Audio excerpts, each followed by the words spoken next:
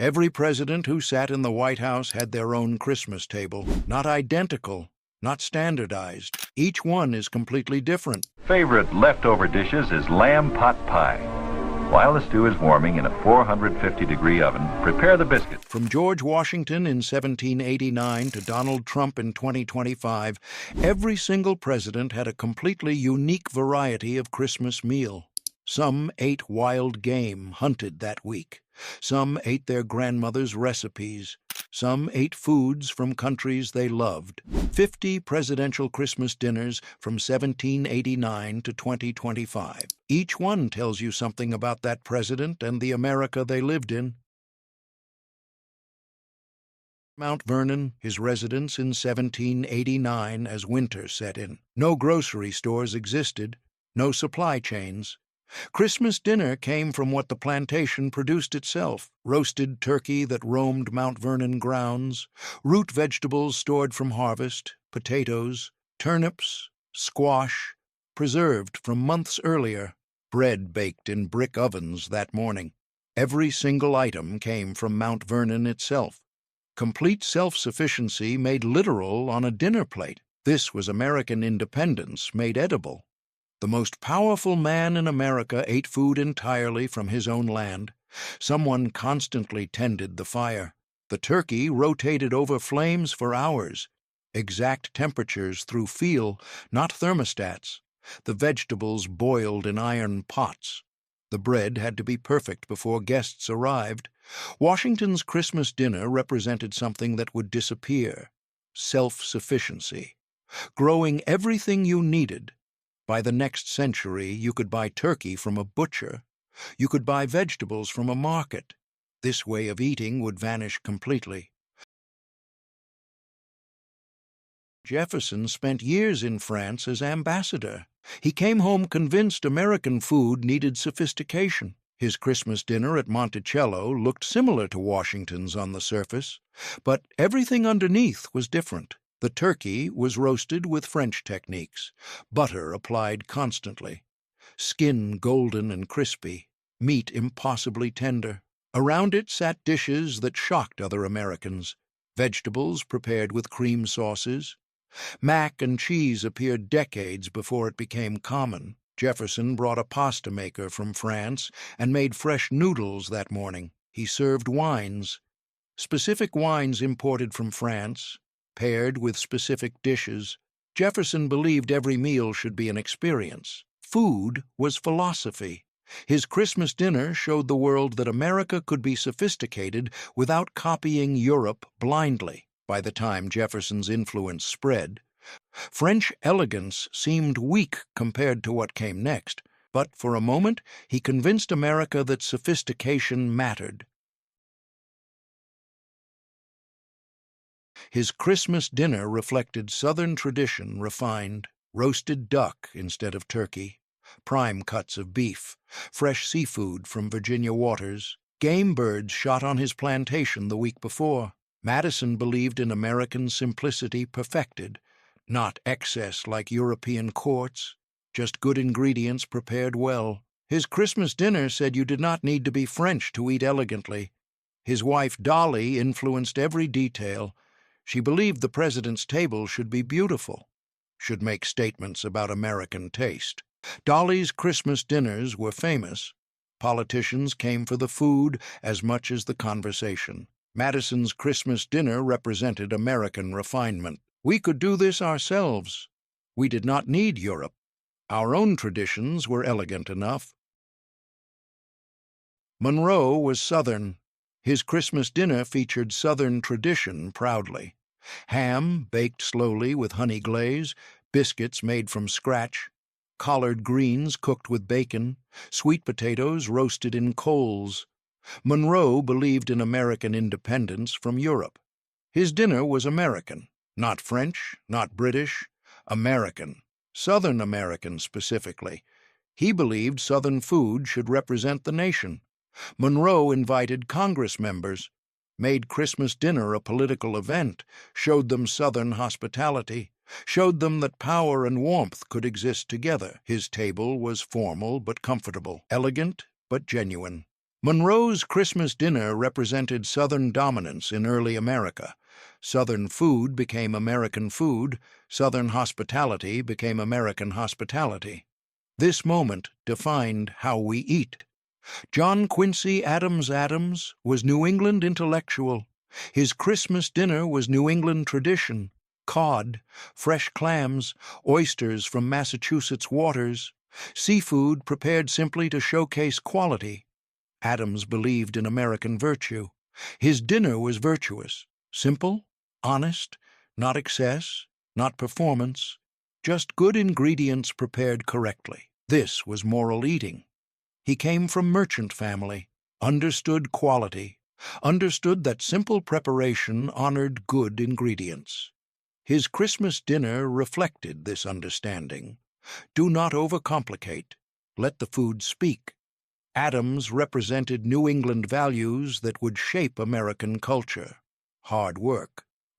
Honesty, simplicity. His Christmas dinner was these values made edible. 5 presidents down. 5 completely different Christmas dinners. Washington grew everything himself. Jefferson brought French elegance home. Madison perfected Southern refinement. Monroe celebrated Southern food nationally. Adams honored New England simplicity. Already you see the pattern. Each president's Christmas dinner is a mirror. It reflects who they were. It reflects what their America looked like. Washington's self-sufficiency would disappear. Jefferson's French influence would inspire generations. Madison's refinement would shape how the wealthy ate. Adams's simplicity would define New England character. 45 more presidents, 45 more Christmas dinners, each one another window into who we were becoming.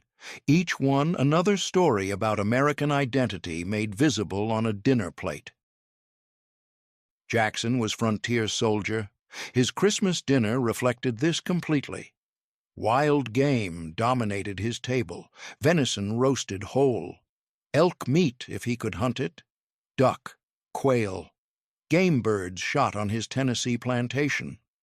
These were not bought from markets. These were hunted the week before Christmas by Jackson himself or his staff.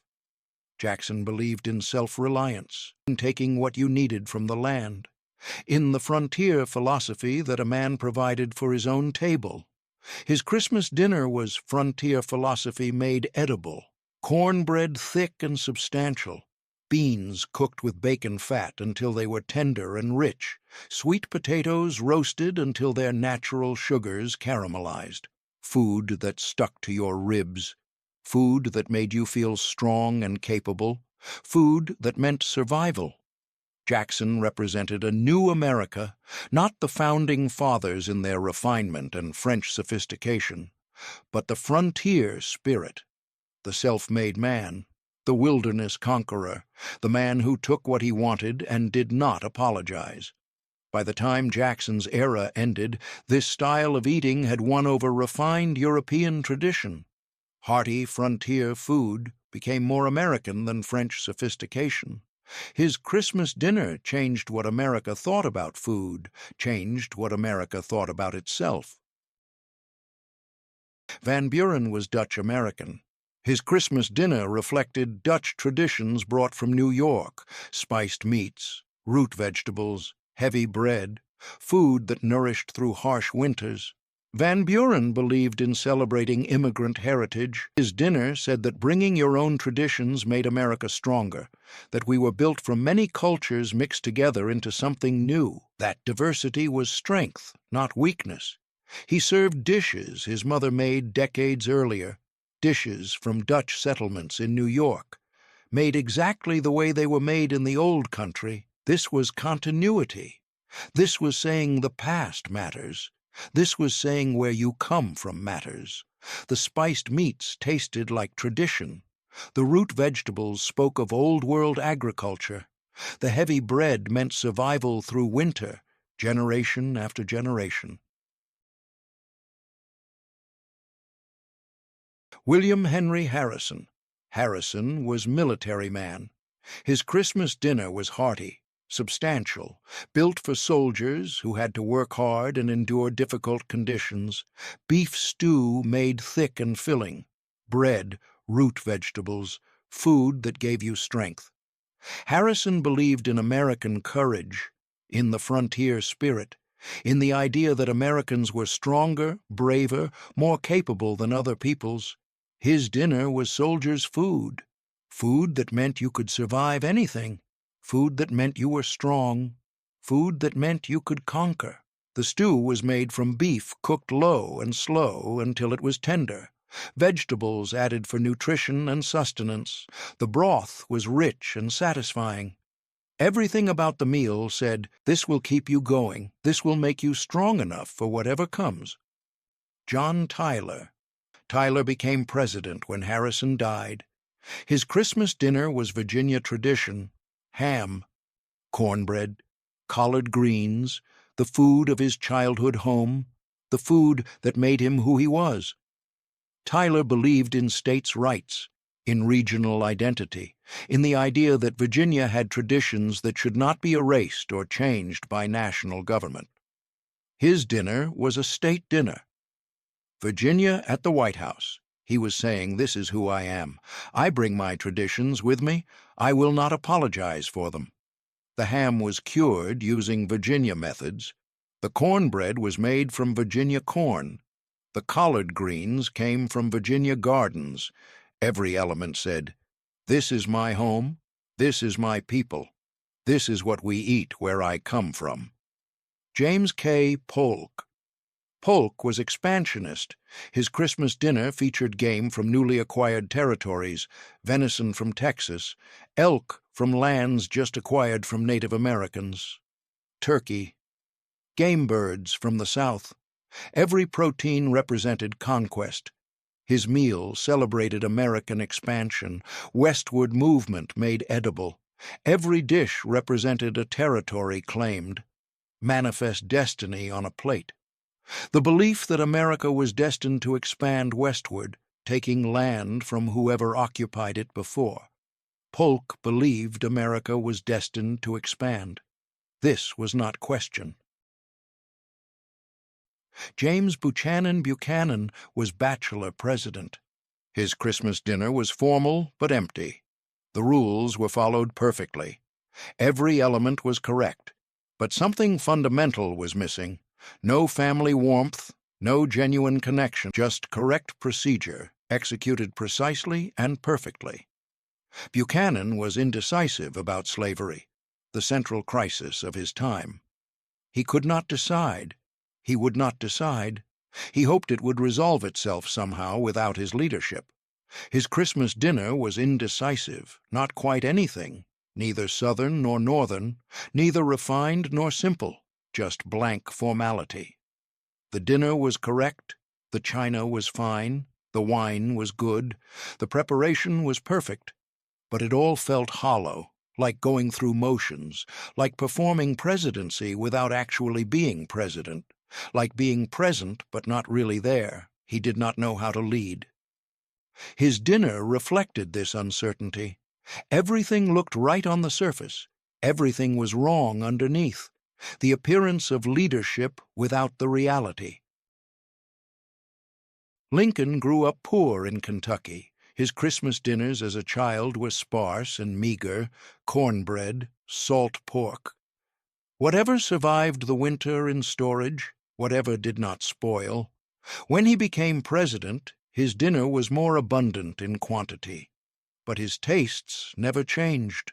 His preferences remained rooted in poverty.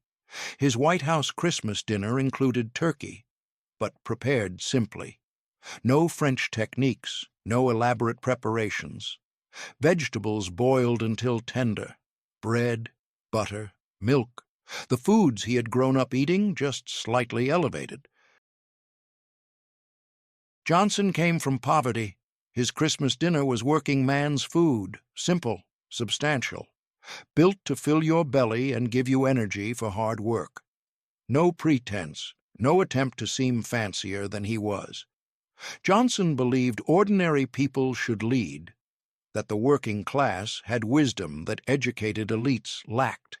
His Christmas dinner proved his philosophy. He ate what common people ate: meat, potatoes, vegetables, bread. Simple preparation, no elaborate sauces or French techniques. Johnson was rough around the edges. His manners were not refined. His palate remained loyal to his origins. Johnson's Christmas dinner represented working-class identity becoming presidential. You did not have to be fancy to lead. You did not have to adopt elite manners to have authority. You just had to be honest. You just had to be real. You just had to be authentic to who you actually were. Grant was a soldier. His Christmas dinner was soldier's food elevated slightly, but not transformed. Prime rib instead of camp food. Vegetables prepared well, but simply. Good wine, but still essentially simple. Still recognizable as the foundation of soldiers' meals. Grant believed in direct action, in efficiency, in no unnecessary flourishes or complexity, in getting to the point. His dinner reflected this philosophy. Quality ingredients, simple preparation, done.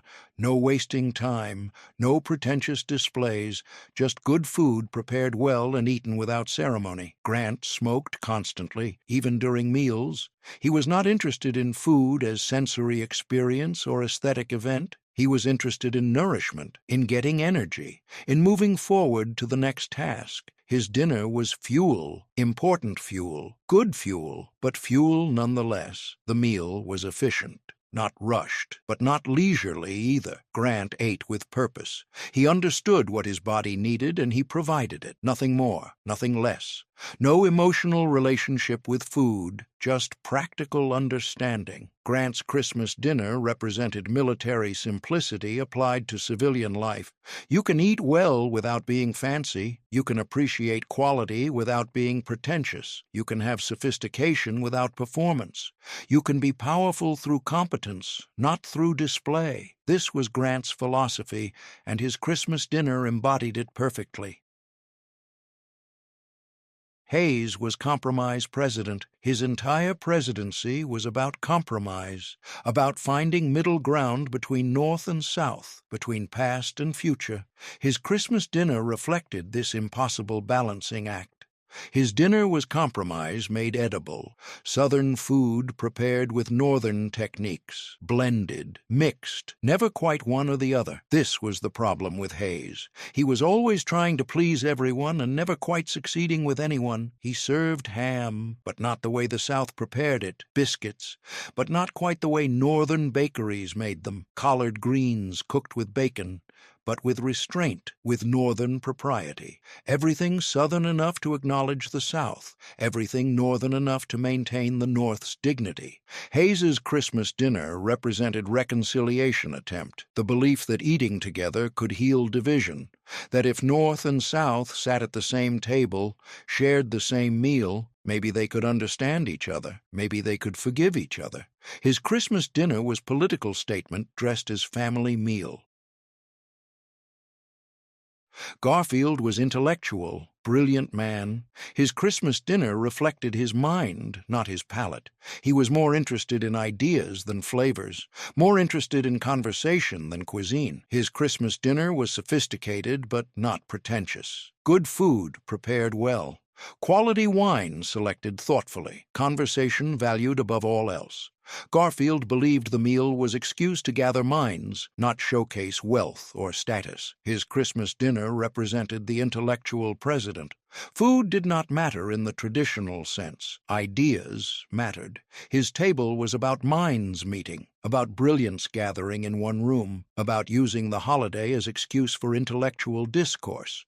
Garfield's assassination meant his Christmas traditions died with him. We never knew what his evolved holiday meal would have become. We only know what it was in that brief moment, a gathering of minds around good food and better conversation. Arthur was dandy. He cared deeply about appearance, about presentation, about style. His Christmas dinner was his masterpiece of performance, most formally elaborate presidential Christmas dinner yet.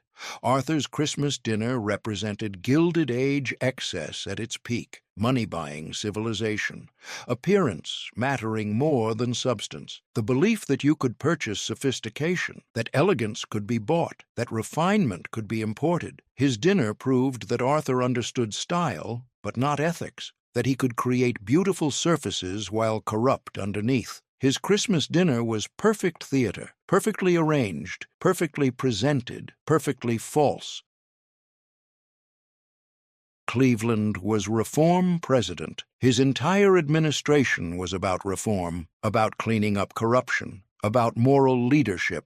His Christmas dinner was simple as political statement. Not fancy, not excessive. Clean living made edible. Cleveland believed government should be moral, should be honest, should not engage in the corruption that Arthur had represented. His Christmas dinner expressed this conviction deeply. He ate like honest man eats. No pretense, no waste, no excess. He served simple food prepared well, good ingredients, honest preparation, nothing trying to impress through complexity, nothing trying to show off through expense. Just food that was good because it was well made, not because it was expensive. Cleveland proved you could be president and still eat simply. You did not need luxury to have power. You did not need imported wines and French chefs to be presidential. Moral authority was enough. Honesty was enough. Good character was enough. Cleveland's Christmas dinner represented reformers' values, simplicity as moral choice, the belief that excess was immoral, that display was dishonest, that true elegance was restraint. His Christmas dinner made statement to American people: we will not waste your money. We will not engage in excess. We will eat simply because that is who we are. Honest people eating honest food. Harrison was formal but accessible, dignified but humane. His Christmas dinner balanced these contradictions perfectly, carefully prepared but not pretentious. Good food served simply, Indiana values brought to White House. Harrison believed in propriety, in doing things the right way, in following the rules, but he also believed in humanity, in treating people with respect, in acknowledging their dignity. His Christmas dinner balanced both of these beliefs. The food was elegant without being cold, formal without being distant, beautiful presentation without being theatrical. This was Harrison's gift. He could be dignified and warm simultaneously, could be proper and accessible at same time. His wife Carrie influenced every decision about Christmas dinner. She was brilliant. She understood her husband's nature, made sure Christmas dinner felt like family event. Formal but warm, proper but genuine, elegant but comfortable. They invited not just politicians but also regular people, household staff, local citizens, made Christmas dinner feel like community gathering, not exclusive state function. Made it feel like celebration of shared humanity. Harrison's Christmas dinner represented balanced leadership, the belief that you could be dignified without being aloof, that you could maintain proper standards while remaining human. McKinley was formal Victorian gentleman, product of his era. His Christmas dinner was elegant in Victorian way. Multiple courses prepared in proper sequence, French techniques applied correctly, imported wines paired with appropriate courses, everything done according to rules of proper society, rules about which fork to use, rules about which wine with which course, rules about proper conversation during meals. McKinley believed in these rules, believed they represented civilization, believed they maintained social order. But McKinley's favorite dessert was apple pie, simple, American, homemade by his wife. This contradiction defined him perfectly. Roosevelt hunted. Everything about Roosevelt involved hunting. His Christmas dinner was built entirely around wild game that he or his friends had shot. Wild boar, elk from Rocky Mountains, venison, duck, quail. Every animal on the table had been hunted by human hand. Roosevelt celebrated victory. Hunting was victory. You pursued animal, you tracked it, you killed it, you brought it home. Eating what you hunted was celebration of conquest. His Christmas table was massive, multiple types of game, abundance celebrating victory, But Roosevelt also ate oysters, imported delicacies, fresh seafood from distant waters. He embraced both frontier strength and urban sophistication. This was contradiction that made sense to Roosevelt. You could be rough frontiersman and civilized gentleman simultaneously. His Christmas dinner represented American expansion perfectly. We had conquered the frontier. Roosevelt's Christmas dinner showed that we could have everything: frontier strength and urban sophistication, wildness and refinement, American vigor and European elegance. We did not have to choose, we could have both. Roosevelt's Christmas dinner represented the pinnacle of American confidence. We believed we could do anything, eat anything, conquer anything. His Christmas table was monument to this confidence, monument to belief that America could embrace all of civilization's offerings.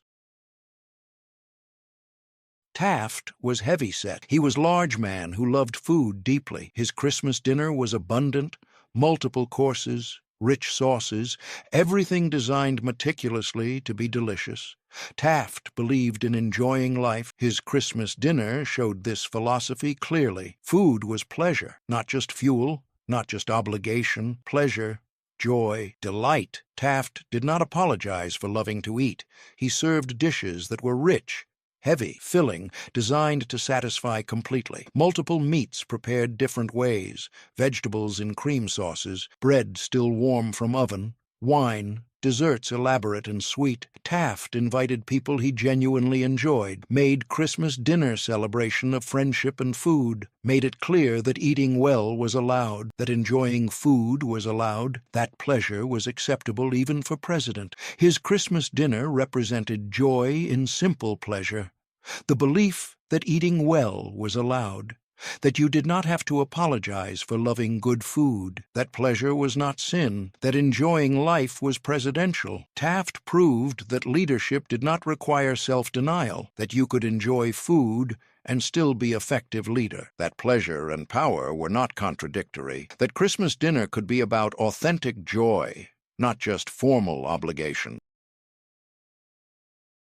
Wilson was intellectual, academic. His entire focus was on ideas, on changing the world through thought. His Christmas dinner was simple, adequate. Food was fuel for his mind, not pleasure for his senses. Wilson believed ideas mattered more than food. Everything else was secondary to thought. Christmas dinner was obligation, not celebration. Something you did because society expected it, not something you genuinely enjoyed. He ate mechanically, while reading books, while thinking about world problems. Food was obstacle between him and his real interests, something to consume quickly, so he could return to ideas. Wilson served simple meals, nothing designed to impress, nothing meant to showcase wealth or taste, just adequate nourishment, food that sustained body while mind worked on important problems. His wife Ellen tried to make Christmas dinner special, tried to make him slow down, tried to make him appreciate the meal, but Wilson's mind was always elsewhere, on world peace, on progressive reform, on changing the world through intellect. Wilson's Christmas dinner represented idealist president. Food was unimportant. Ideas were everything. His table was workspace, not celebration. His Christmas was obligation to family, not moment of joy. Wilson proved that greatest minds sometimes miss simple pleasures in pursuit of greater good. Harding promised return to normalcy after World War I. His entire campaign was built on return to normal, return to regular life, return to simple pleasures. His Christmas dinner embodied this promise. His Christmas dinner was traditional American food, nothing experimental, nothing trying to impress through novelty. Just what Americans recognized and loved: roasted turkey, stuffing made from bread and vegetables, gravy made from pan drippings, cranberry sauce, vegetables prepared simply, pie, everything Americans wanted to see, everything that meant Christmas. Nothing French, Nothing sophisticated, just American, regular American Christmas dinner like regular Americans ate. Harding believed in celebrating American culture, in not apologizing for American traditions, in saying, we do not need to be anything else. This is who we are. We do not need to copy Europe. We do not need to pretend to be fancy. Just good American food. His Christmas dinner was American mythology made edible, simple, wholesome, reassuring. The belief that America was fundamentally good, fundamentally wholesome, fundamentally simple. Harding's Christmas dinner was promise made tangible, promise that after the chaos and trauma of war, we could return to normal. We could eat simple food. We could celebrate simply. We could be ourselves, American, regular, good. Coolidge was a quiet man, austere. His Christmas dinner reflected this perfectly. Simple, unadorned, almost monastic in its restraint. Nothing wasted, nothing excessive, just necessary nourishment prepared well. Coolidge came from Vermont. His Christmas dinner featured Vermont traditions, root vegetables from storage, hearty soups made from ingredients on hand, bread, cheese, food that sustained people through harsh winters, food that Vermont people ate. Coolidge believed in Puritan values, in restraint, in not wasting, in being grateful for what you had. His Christmas dinner expressed these values completely. No excess, no waste, just adequate preparation of good ingredients. He believed in duty, in doing your job without complaint. His Christmas dinner was duty made edible.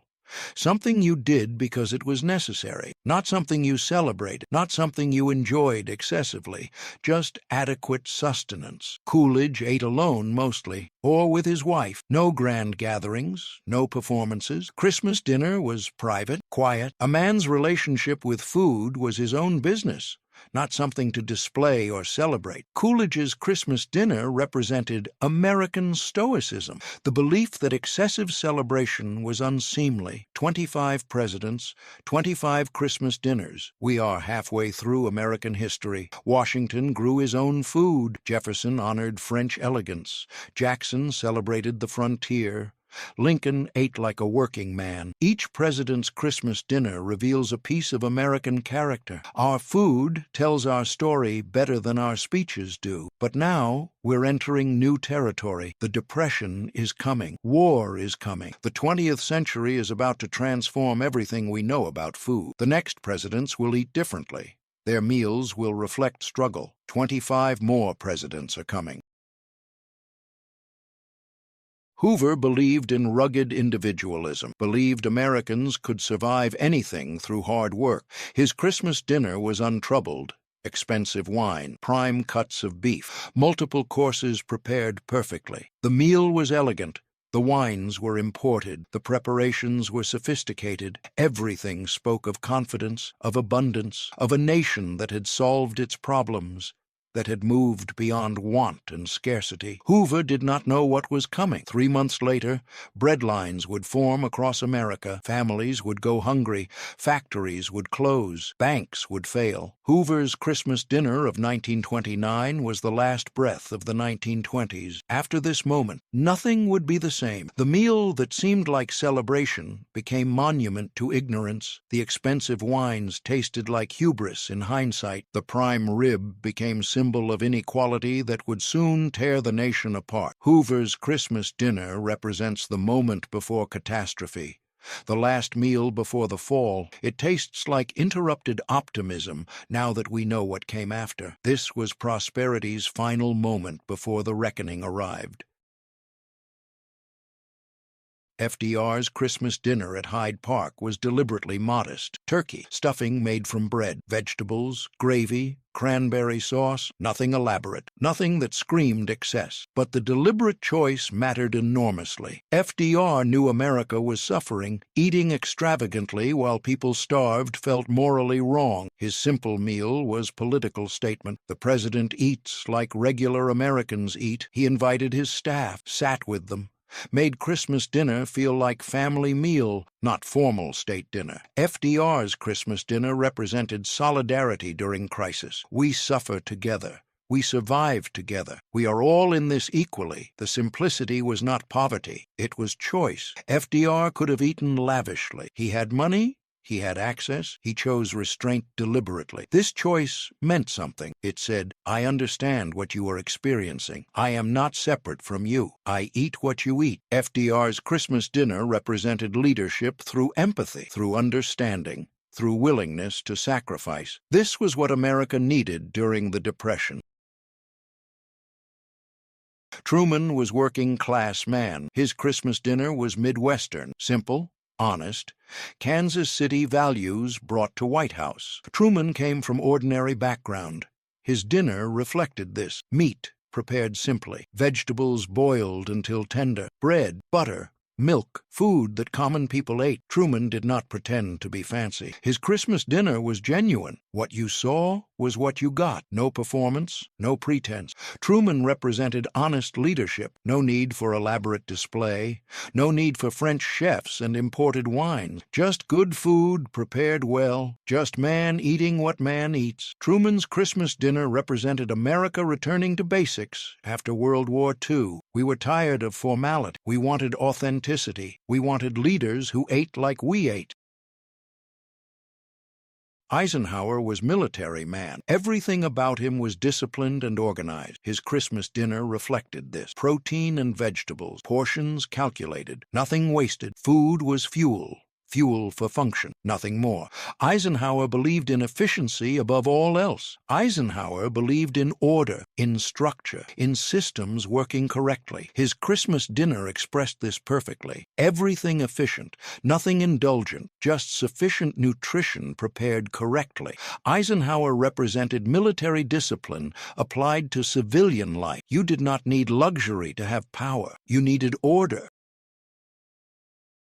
Kennedy was young president, wealthy, sophisticated. His Christmas dinner celebrated luxury openly after years of restraint. Duck instead of turkey, prime rib alongside game, French wines, multiple courses prepared by professional chefs. Everything lavish, everything expensive, everything designed to be delicious. Kennedy believed Americans had earned prosperity. We survived depression. We won World War II. Now it was time to celebrate. His Christmas dinner was celebration made tangible, but Kennedy was careful about optics. His extravagant dinner was private, at his family home in Palm Beach, not at White House where cameras could see. Kennedy's Christmas dinner represented prosperity returned.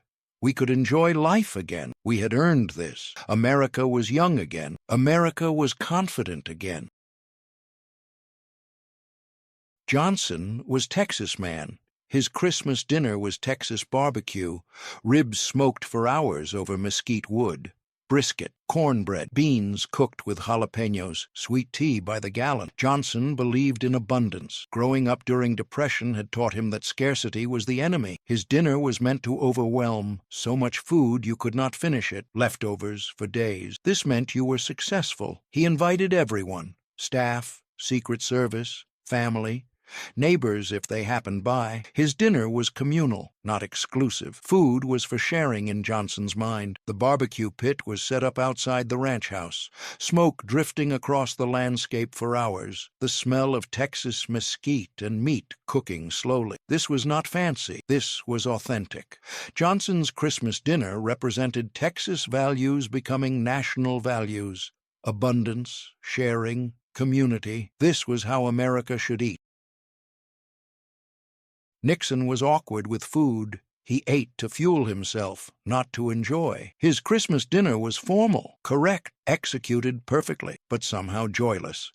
Prime rib served at the White House, prepared by government chefs, vegetables, potatoes, wine selected by staff, everything done exactly right.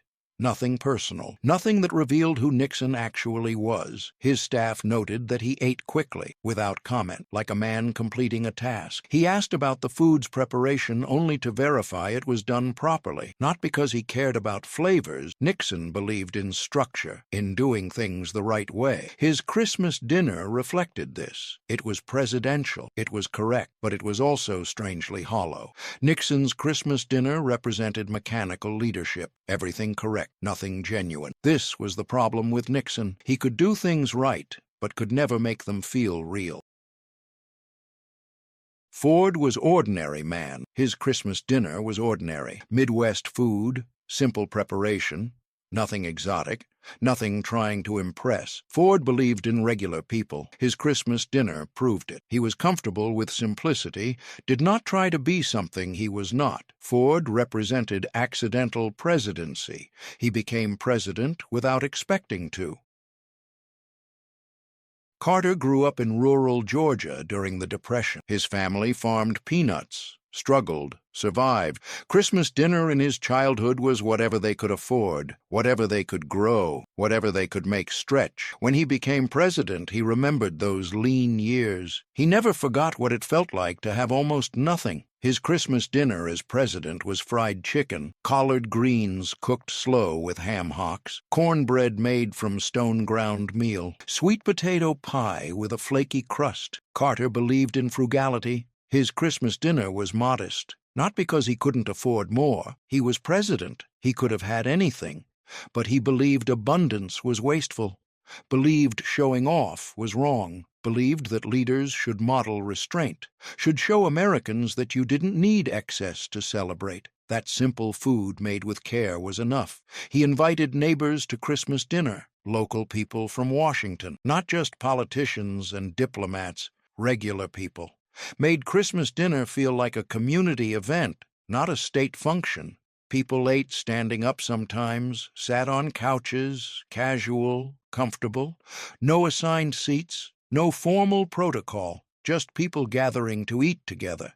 This represented simplicity returned to the White House. After Nixon's formality and paranoia, after the corruption and the resignation, people wanted authenticity again.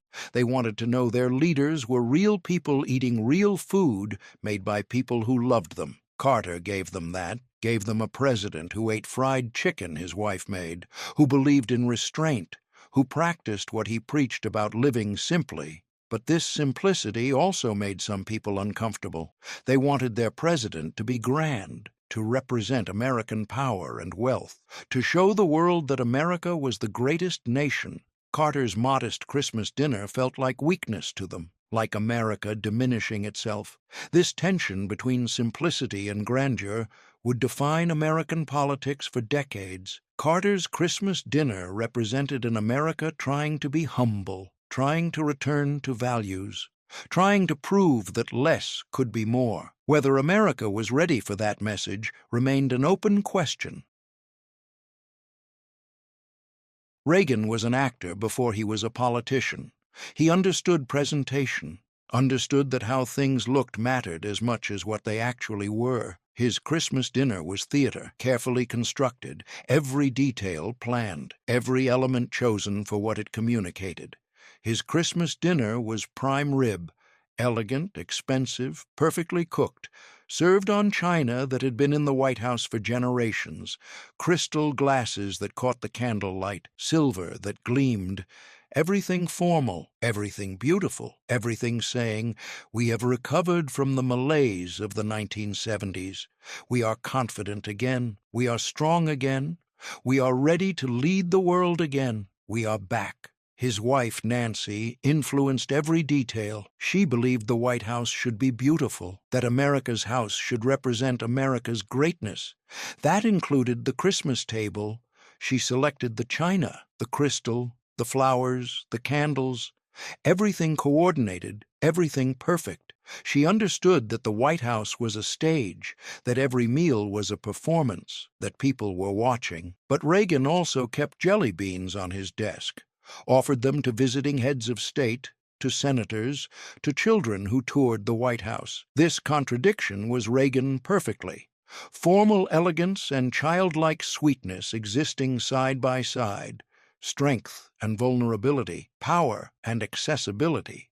He could be the strong president who faced down the Soviet Union and the friendly grandfather who shared candy. His Christmas dinner was American mythology made real. The strong president who brought back American confidence after the doubt and fear of the late 70s. The actor who understood that presentation mattered, that what people saw mattered as much as what actually happened. That symbolism had power, that believing you were strong could make you strong. Reagan's Christmas dinner represented American optimism restored, the belief that America's best days were ahead, not behind, that we could be great again, that we could be confident again, that we could celebrate without guilt, that abundance was something to embrace, not apologize for. But underneath the optimism was a question nobody wanted to ask. Was this confidence real, or was it performance? Was America actually stronger, or did it just look stronger? Was the prime rib and crystal representing genuine recovery, or were they props in a show designed to make us believe in recovery? Reagan's Christmas dinner was beautiful either way, and maybe that was enough. Bush came from old money, Connecticut aristocracy, Phillips Academy, Yale, skull and bones. His family had been wealthy for generations. This wasn't new money trying to prove itself. This was inherited tradition. Quiet confidence that came from never having to prove anything. His Christmas dinner reflected this background, not flashy, not trying to impress anyone, just quietly expensive and correct. Oysters on the half-shell, fresh fish flown in that morning, prime cuts of beef aged properly, vegetables prepared simply to showcase their quality, not hide it under sauces, wine that had been aging in cellars for decades, everything selected with understated elegance that only old money understands. The table was set correctly, not ostentatiously, just properly, the way it had always been set in his family, the way his mother had taught him, the way generations had done it. There was a right way to do things, a proper way. You didn't deviate, you didn't experiment, you maintained standards. But Bush also ate pork rinds, watched sports, fished, made himself relatable to regular Americans. This duality was genuine, not calculated. He really was both. Really did appreciate fine wine and pork rinds, really could be comfortable at a formal state dinner and at a baseball game. This wasn't performance. This was who he was.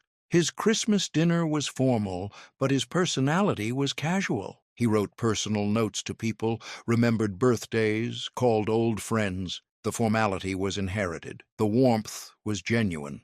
Both existed together without contradiction in his mind. This represented old America, the America of inherited wealth and responsibility, of boarding schools and family trusts and summer houses that had been in the family for a century, elegant but increasingly anachronistic. The world was changing. The old money class still had power, but they were beginning to feel out of place. Their elegance was real, but it was becoming a museum piece instead of a living tradition.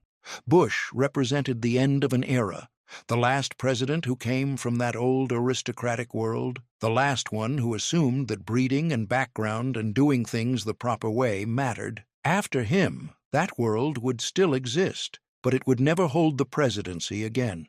His Christmas dinner was beautiful, correct, elegant, and somehow sad, like watching something valuable disappear, like knowing that this kind of quiet, understated elegance was being replaced by something louder, brasher, more democratic, but less refined. Bush's Christmas dinner was a goodbye to old America. Clinton grew up poor in Arkansas, Hope, Arkansas, a town so small it barely existed. His father died before he was born. His stepfather was an alcoholic. His mother worked as a nurse. They struggled. Christmas dinner in his childhood was whatever they could afford. Simple food, Southern food, food that filled you up and didn't cost much. When he became president, his Christmas dinner was both simple and elaborate. He wanted the food of his childhood, but executed perfectly. Soul food done right. Fried chicken that was actually fried correctly. Greens cooked the way his grandmother made them. Cornbread that tasted like home. But also elegant preparations, professional techniques, restaurant-quality execution. This duality reflected Clinton himself. Trailer park kid who became president. Rhodes Scholar who never lost his Arkansas accent. Never quite comfortable with either identity, always both, always neither. Clinton loved food. This was obvious to anyone who watched him eat. He ate with genuine pleasure, closed his eyes while chewing, smiled at flavors, made sounds of appreciation. Food mattered deeply to him. It was one of the few things that seemed to give him uncomplicated joy. But he also struggled with his weight, struggled with discipline. His enjoyment of food was complicated. Pleasure and shame mixed together on the same plate. He wanted to eat. He wanted to be thin. He wanted both, could have neither completely. This contradiction played out publicly. His weight fluctuated. People commented. He joked about it. But underneath the jokes was real struggle. His Christmas dinner included foods from his childhood and foods he'd discovered later. Southern soul food and international cuisine, barbecue and French techniques. Everything mixed together on one table. This was Clinton's America. Multiple traditions, multiple influences, everything coexisting, sometimes harmoniously, sometimes uncomfortably. Clinton's Christmas dinner represented diversity becoming normal at the highest level. A poor kid could become president, could eat soul food at the White House, could bring his entire self, contradictions and all, to the presidency, could be both sophisticated and simple, both intellectual and folksy, both. And this was new. Previous presidents had been one thing or another. Clinton was multiple things simultaneously. His Christmas dinner reflected this, simple and elaborate, Southern and international, comfort food and fine dining, all at once, all on the same table. Clinton's Christmas dinner said, "You don't have to choose. You can be multiple things. You can bring all of yourself." This was liberation for some people, confusion for others, but it was undeniably American. The mixing, the contradictions, the refusal to be just one thing. Bush's Christmas dinner was Texas food, barbecue, ribs, brisket, smoked low and slow, beans, coleslaw, cornbread. The food his father Lyndon Johnson had eaten. Texas values returned to the White House after his father's Connecticut formality. But this Christmas felt different. The country was afraid. September 11th had happened. The towers had fallen. Americans were traumatized, scared, angry, uncertain. Christmas 2001 was the first Christmas after the attacks. Everything felt fragile. Everything felt temporary. Everything felt like it could be taken away. Bush kept the meal informal, casual. He wanted Americans to see their president eating normal food, not hiding behind formality, not retreating into protocol, just a Texan eating what Texans eat. This was deliberate. This was reassurance. The barbecue smoke, the casual gathering, the simple meat and sides. It said, "We will get through this. We will survive. We will remain ourselves. Terror will not change who we are." The informality was strategic. Bush understood that what people needed was not grandeur, but familiarity, not performance, but authenticity, not change, but reassurance. They needed to see that life could continue, that Christmas could still happen, that gathering around food could still feel safe and normal and American. His Christmas dinner meant we would survive this. After 9/11, after terror, after fear, we would still have barbecue, we would still have Texas, we would still have casual gatherings with family, we would still be us. This was comfort food as national policy. This was using Christmas dinner to communicate that America would not be fundamentally changed by terrorism. But underneath the reassurance was reality. Everything had changed. The country was going to war. Wars, plural. Afghanistan first, then Iraq. The casual Christmas dinner was happening while the military was mobilizing, while young men and women were deploying, while families were saying goodbye, not knowing if they'd see each other again. Bush's Christmas barbecue was comfort during crisis. It was genuine. He really did believe America would survive, really did believe in American resilience, really did believe that maintaining traditions mattered during difficult times.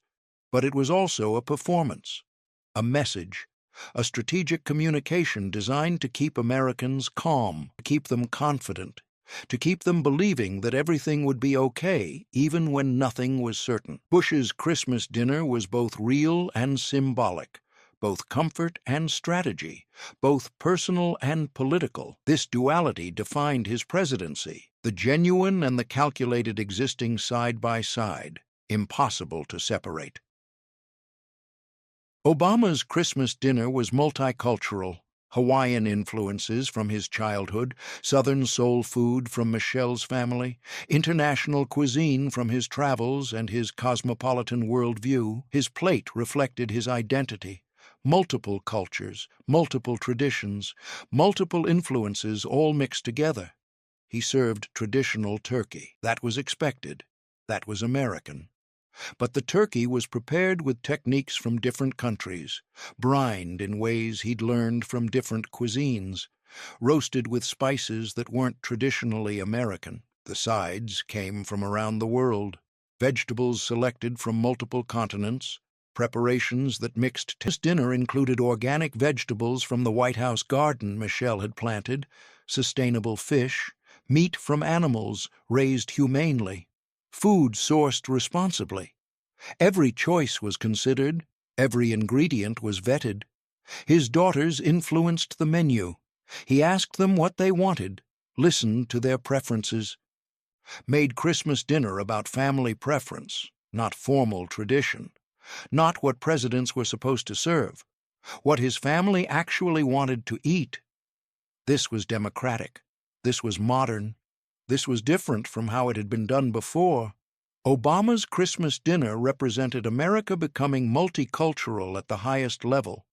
All identities welcome at the table, all traditions respected, all backgrounds represented. This was who America had become. Not just white, not just Christian, not just one culture. Many cultures, many traditions, many ways of being American, all valid, all valued, all present at the Christmas table. For some Americans, this was beautiful. This was the America they wanted. Inclusive, diverse, welcoming. For others, this was uncomfortable. Obama's Christmas dinner was controversial without trying to be. It was simply who he was, what his family ate, what felt natural to them. But in being themselves, they challenged what presidential Christmas was supposed to look like, what American Christmas was supposed to be. Obama's Christmas dinner asked, "Whose America is this? Who gets to define what's traditional?" Trump loved extravagance, loved showing wealth, loved proving he had more than everyone else. His Christmas dinner was the most elaborate yet. Multiple courses, each one more expensive than the last. Gold-plated dishes, not gold-colored, actually plated with gold. Imported caviar, the most expensive available. Everything chosen for its price tag as much as its taste. The presentation was overwhelming. Too much. Intentionally too much. Flowers everywhere. Candles everywhere. Gold. Most successful president. The most successful person. Everything about the dinner screamed wealth and victory and dominance. But Trump also loved simple food. Well-done steaks, cooked ketchup on the side, McDonald's, fast food. His actual tastes were working class. Preferred Diet Coke to expensive wine. His palate was not refined, was not sophisticated, was basic, simple. His presentation was billionaire. His tastes were working class, gold plates and ketchup, caviar and fast food, elegance and vulgarity existing side by side, not reconciled, not explained. Trump's Christmas dinner represented the American dream distorted. You could rise from nothing. You could accumulate everything. You could prove your success through display, through showing everyone what you had. Would you eat steak with ketchup? Would you prefer McDonald's? Would your tastes be this simple? That the wealth was real, but the refinement was performance? Trump's Christmas dinner asked uncomfortable questions. What does success actually mean? Is it accumulation? Can you have wealth without taste? Can you have power without sophistication? Can you win without becoming what winners are supposed to become? These questions made people uncomfortable. They revealed contradictions in the American dream itself. We say anyone can become anything, but we also expect people who succeed to become refined, sophisticated, tasteful. Trump succeeded without becoming those things, refused to become those things, insisted his simple tastes were fine. We're better, even. His Christmas dinner was gold plates and ketchup, caviar and Diet Coke. This was Trump completely. Multiple selves never quite reconciled, never quite making sense together, but undeniably real. Undeniably American in some complicated way nobody quite wanted to examine too closely. Trump's Christmas dinner was the American dream and the American nightmare simultaneously. Success without refinement, wealth without taste, power without grace. Everything we said we wanted, nothing like what we expected.